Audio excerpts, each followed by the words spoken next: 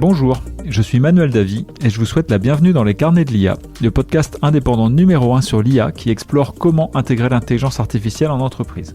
Dans chaque épisode, je reçois des experts qui partagent leur retour d'expérience, par où commencer, quelles bonnes pratiques adopter et comment transformer concrètement votre organisation. Les Carnets de l'IA est un podcast de la Cité de l'IA. Un grand merci à la Fondation MMA des entrepreneurs du futur qui soutient votre podcast. Eh bien, bonjour à tous. J'ai le plaisir d'être aujourd'hui avec Julien Saumande, qui est directeur technique indépendant. Bonjour Julien. Bonjour. Alors, est-ce que tu pourrais nous parler en quelques mots de ton expérience ?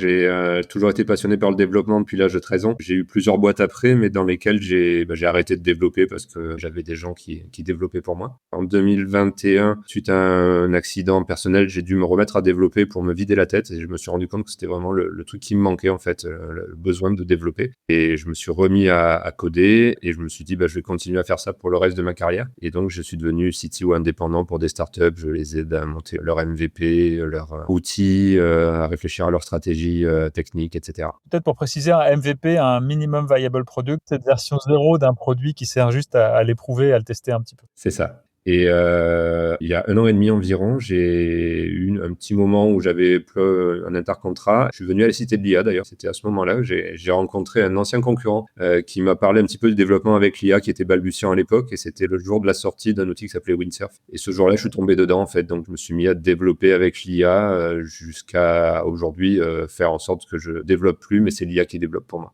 Et on peut dire aujourd'hui, avec ton expérience de développeur informatique, plus le fait que tu as passé beaucoup de temps à explorer les outils de développement avec l'IA, que tu es devenu un des très très bons experts sur ce sujet-là. On a même fait un petit groupe, s'appelle Gen AI Builders à Lille. On est 3 en fait sur Lille à faire des interventions comme ça sur le sujet du vibe coding.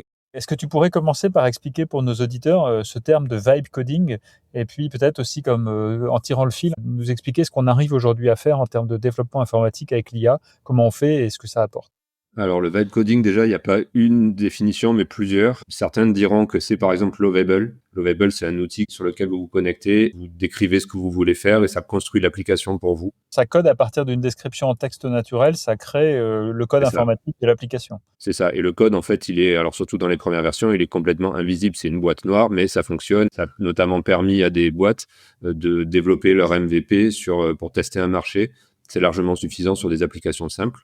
Donc Lovable, par exemple, c'était déjà ce qu'ils appelaient du vibe coding. Ensuite, il y a eu plutôt ma définition à moi du vibe coding. Il y avait un gars qui s'appelle Matthew Berman, en fait, qui est sur YouTube, que je vous conseille de suivre d'ailleurs, parce que c'est toujours très intéressant. Par exemple, à la sortie de Gemini 2.5 Pro, il a fait un prompt, dessine-moi un Rubik's Cube de 12 faces et fais-le se résoudre. Pour la première fois, Gemini 2.5 avait réussi à créer ce jeu-là, entre guillemets, même si c'est pas un jeu de Rubik's Cube qui calcule bien les faces, la 3D, etc. C'était vraiment impressionnant. Et donc, le vibe coding, tel que je le vois moi plutôt, c'est piloter l'IA pour la faire développer sans taper de ligne de code, mais par contre en la gardant dans une voie, en fait, dans un carcan qui l'empêche vraiment de faire n'importe quoi sur tout ce qu'elle avait tendance à faire au départ. Est-ce que tu peux peut-être nous expliquer pour notre audience qui n'est pas forcément de culture développeur, en gros, comment ça s'utilise pour toi qui as cette expertise? En gros, qu'est-ce que tu fais faire à la machine? Comment tu lui donnes les instructions? Quel type d'informations elle a besoin pour pouvoir générer du code informatique qui correspond aux besoins? Alors, il y a plusieurs terminologies et plusieurs méthodologies qui ont été sorties depuis quelques mois là, sur le sujet du vibe coding. Moi, la mienne, mais j'ai rien inventé, c'est juste du bon sens, c'est qu'en fait, déjà, on commence avec l'IA à écrire les spécifications. Donc, on décrit le projet à l'IA et on lui dit, pose-moi toutes les questions. Donc là, on lui donne plutôt une skill, parce que dans l'IA, il y a des skills, il y a des agents, etc. Donc là, on lui donne plutôt une skill de product owner, de personne qui a les clés du produit.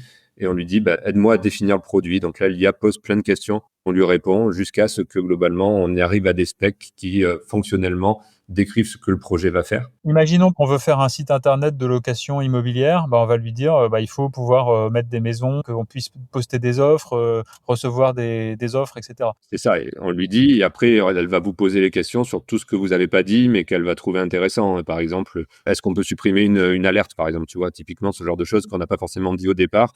Normalement, alors ça, c'est pas à 100%, mais l'IA va vous permettre de faire globalement tout ce qu'on appelle les user stories. Donc les user stories, c'est en tant qu'utilisateur, je peux faire ça, ça, ça ça et ça. Ce en quoi consiste la première étape, c'est vraiment de faire la rédaction des spécifications fonctionnelles. Quand on n'est pas développeur, généralement, on s'arrête là et on part directement sur le développement, mais forcément, ça posera problème plus tard. Quand on est développeur, ensuite, on passe à la stack technique. Donc là, on lui donne la casquette à l'IA de CTO ou de directeur technique. Globalement, on lui dit, maintenant, ton rôle, c'est de m'aider à construire la stack technique qui va permettre de développer ça. On peut avoir ses préférences. Donc moi, j'ai mes préférences, j'ai mes technos favorites. Par exemple, toutes mes applications mobiles, je les fais en Flutter. Tous mes backends, je les fais en .NET. Tous mes fronts, je les fais en React. Donc j'ai déjà un petit peu nourri en avance de phase l'IA avec ces compétences-là.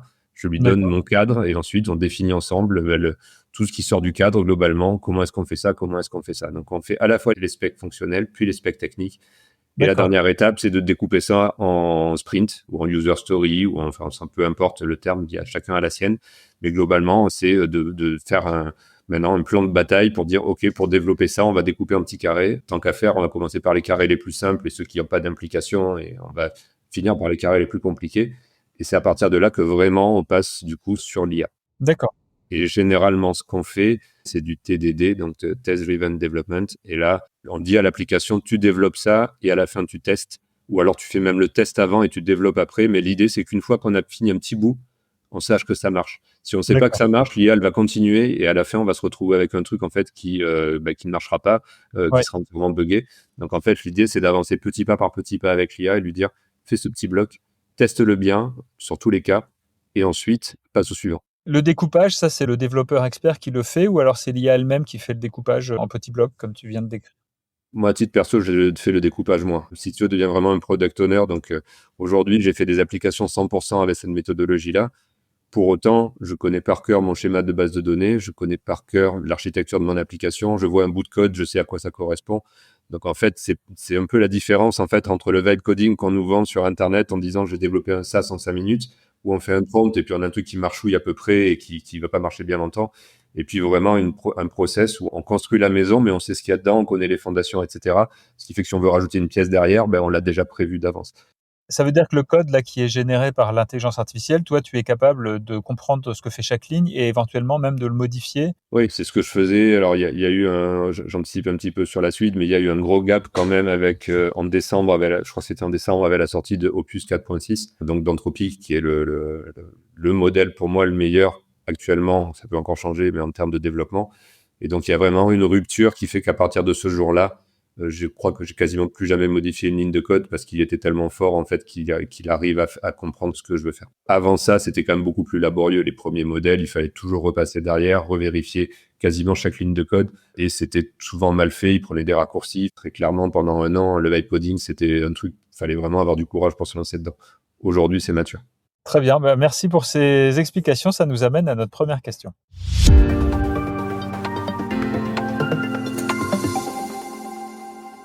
Avec l'arrivée fracassante de ces technologies-là dans le métier du développeur, finalement, comment va évoluer le métier de développeur et avec ça aussi les directions informatiques dans les entreprises? Quand on regarde un petit peu les fils LinkedIn sur le sujet, c'est passionné. Il y en a qui disent que jamais l'IA remplacera le développeur, etc. Enfin, il y a des gens qui sont complètement, qui freinent des quatre fers. Moi, je suis réaliste et je pense juste que l'IA, globalement, est en train de remplacer le métier de développeur pur et qu'un développeur qui fait de la ligne de code n'a plus d'avenir, malheureusement, et ce qui pose la question d'ailleurs de tous les jeunes qu'on est en train de former à faire du développement. Ça ne veut pas dire qu'il ne faut pas savoir développer. Sur un des projets que j'ai pris un stagiaire, enfin un alternant, je lui ai interdit d'utiliser l'IA pour l'instant. Là, pour l'instant, il est obligé de comprendre ce qu'il fait.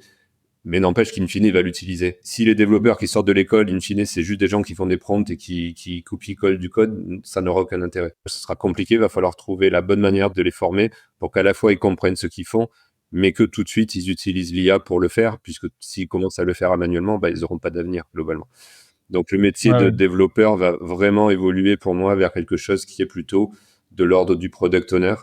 Il y a même un terme qui est sorti, product architect. Et donc, c'est quelqu'un qui détient à la fois la clé du produit en termes fonctionnels et en termes techniques. Donc, c'est une fusion de deux métiers. Et quelqu'un qui est garant globalement, donc quelque chose qui soit scalable, maintenable et sécurisé. Et puis aussi de savoir exactement faire la liaison entre une fonctionnalité et une partie de code et d'avoir anticipé peut-être les futures fonctionnalités pour que lorsqu'on veut le faire, on casse pas tout. Je parlais de Lovable tout à l'heure, le gros défaut qu'il avait à un moment donné, c'était qu'on faisait son appli et puis on lui disait « Attends, finalement, je veux changer ça. » On pouvait tout recommencer. Oui, pour faire, ouais. Voilà, donc c'est D'accord. vraiment l'importance de ce métier-là, plutôt d'architecte en fait que de développeur aujourd'hui. Dans les entreprises, dont c'est pas forcément le cœur de métier d'être, dans l'informatique, il y a, souvent des informaticiens malgré tout. Comment ces entreprises-là, la place de l'informatique va évoluer? Est-ce que ça va rester organisé comme c'est aujourd'hui ou est-ce que ça va devenir une fonction plus diffuse ou plus transverse dans les métiers? Comment tu vois les choses? Je pense que la promesse in fine, c'est que demain, sur des fonctionnalités simples, les gens dans les services métiers pourront développer leurs propres outils. Ça n'a pas de sens pour un service RH d'aller acheter un logiciel de Logitech, de CVTech par exemple, alors qu'avec un vibe coding, ils peuvent se faire une petite base de données de CV qui fera peut-être que 10% du logiciel qu'ils allaient acheter, mais qui feront les 10% qu'ils utilisent vraiment. Oui, d'accord. Demain, ce genre d'outil pourra normalement être développé par les fonctions support directement, mais il va falloir l'encadrer. C'est-à-dire qu'aujourd'hui, peut-être qu'il y en a qui le font déjà, et puis en fait, ils envoient les CV à ChatGPT ou à Gemini ou à Anthropic. Donc, c'est du shadow IT, en fait, qui pose plein de questions de sécurité, etc. Donc, moi, je vois plutôt les domaines de l'IT demain dans les entreprises et notamment dans les ETI comme des gens qui donnent des règles et qui donnent un cadre de développement à ces outils-là pour éviter que ce soit l'anarchie. Mais fatalement, je ne vois pas forcément l'intérêt demain d'avoir des armées de développeurs dans les sociétés. Je te parle de demain, hein, pas d'aujourd'hui. Aujourd'hui, c'est encore trop jeune. Pareil, il y a un truc qui s'appelle OpenClaw, qui est un outil en fait qui est extraordinaire, il y a plein d'entreprises qui sont en train de se poser la question de mettre. C'est pas des technologies qui sont matures pour l'instant pour les mettre dans les entreprises. Ça pose des tas de questions de sécurité, etc.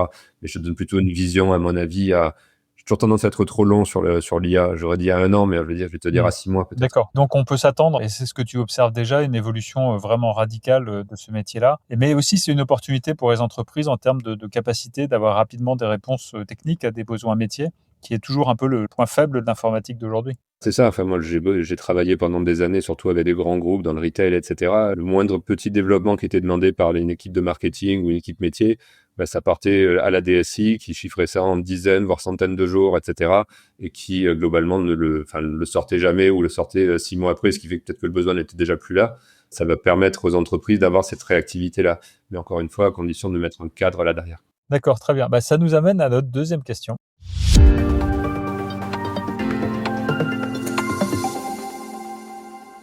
Comment est-ce que tu vois l'évolution des modèles économiques des entreprises de logiciels qu'on appelle les ESN ou encore les modèles de logiciels en SaaS pour des logiciels relativement simples?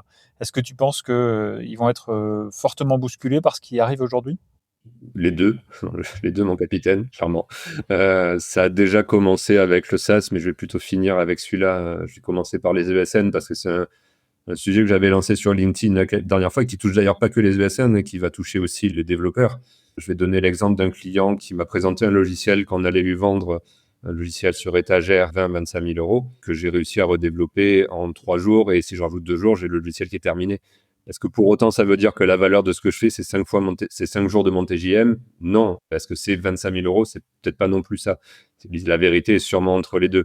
Mais aujourd'hui, on va avoir beaucoup de mal à continuer à vendre du développement sur la base de TJM, en fait, parce que c'est une notion qui aura plus de valeur. J'ai même vu des boîtes aux États-Unis qui n'ont plus que des agents IA qui développent et qui facturent au token. Et je discutais même avec une boîte lilloise qui est spécialisée dans le développement sur l'IA, une des dernières qui s'est créée.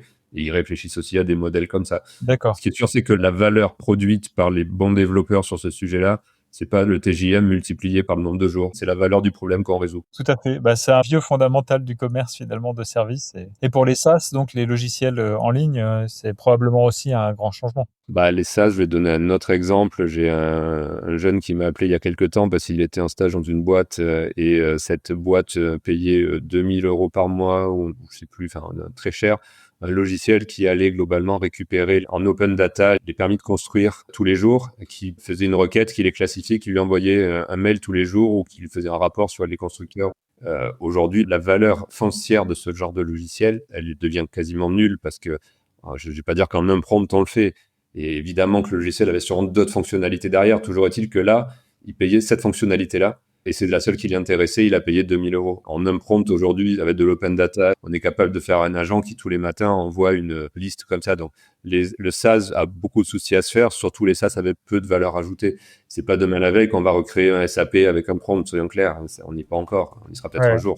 Mais pour l'instant, tous les SaaS qui ont peu de valeur ajoutée, ils vont avoir beaucoup de mal à survivre. Très bien. Écoute, merci d'avoir partagé toutes ces connaissances avec nos auditeurs, Julien. On voit bien que le métier du développement informatique est fortement chamboulé par l'arrivée de l'IA, mais c'est peut-être aussi une opportunité pour beaucoup. Merci encore pour tout ça. Quant à nous, on se retrouve dans 15 jours pour un nouvel épisode. D'ici là, n'hésitez pas à vous abonner à notre chaîne et à nous retrouver sur notre site internet www.citédelia.fr. À très bientôt.